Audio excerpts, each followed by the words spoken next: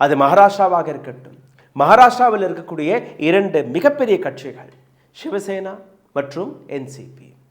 சரத்பவார் கையில் இருக்கக்கூடிய என்சிபியை உடைத்து அஜித் பவாரை வைத்து, எந்த அஜித் பவார்? அதே அஜித் பவார் சக்கி பீசிங் பீசிங் பீசிங் என்று நீங்க கூறினீர்களோ, ஏராளமான வழக்குகளை நீங்க போட்டீர்களோ, அதே அஜித் பவார் என்சிபியை உடைத்தார். என்சிபியுடைய சின்னம் அஜித் பவார் கையில் போனது, கட்சி அஜித் பவார் கையில் போனது. இன்னைக்கு அஜித் பவார் மகாராஷ்டிராவின் டெபுட்டி சீஃப் மினிஸ்டர். அவர் மீது இருந்த அனைத்து வழக்குகளுமே ஜீரோவானது. இன்னொரு பக்கம் சிவசேனா, உத்தவ் டாக்கரேவுடைய தகப்பனார் பாலசாஹப் டாக்கரே உருவாக்கிய அந்த கட்சி, அவருடைய கட்சியை உடைத்து, கட்சி சின்னத்தையும் உடைத்து, அந்த கட்சியிலிருந்து வெளிவந்த ஒரு நபர் ஷிண்டே, அவரை சீஃப் மினிஸ்டராக ஆக்கினீர்கள். இப்போ அதே மகாராஷ்டிராவின் டெபுட்டி சீஃப் மினிஸ்டர். எப்படி சாத்தியம்?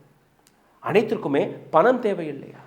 அப்போ ஒரு புதுவிதமான காங்கிரஸ் உருவாக்கப்படும் போது யார் கையில், யார் கண்ட்ரோலில் இருக்க போகும்? காங்கிரஸுடைய எதிர்காலம் என்ன? அங்கேயும் கார்ப்பரேட்டுடைய பணம் வரும்.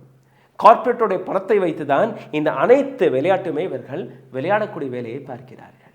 அப்போ இந்த எச்சரிக்கை ராகுல் காந்திக்கு மட்டுமல்ல, இந்த எச்சரிக்கை டிஎம்கே, எம்கே ஸ்டாலின், இந்த எச்சரிக்கை ஆம் ஆத்மி கட்சி கேஜ்ரிவாலை சிறையில் அடைத்தார்கள்.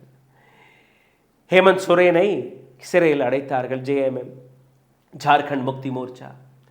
இன்னைக்கு எங்கே போனார்கள், எங்கே இருக்கிறார்கள் யாருக்குமே தெரியாது, அடையாளமே கிடையாது.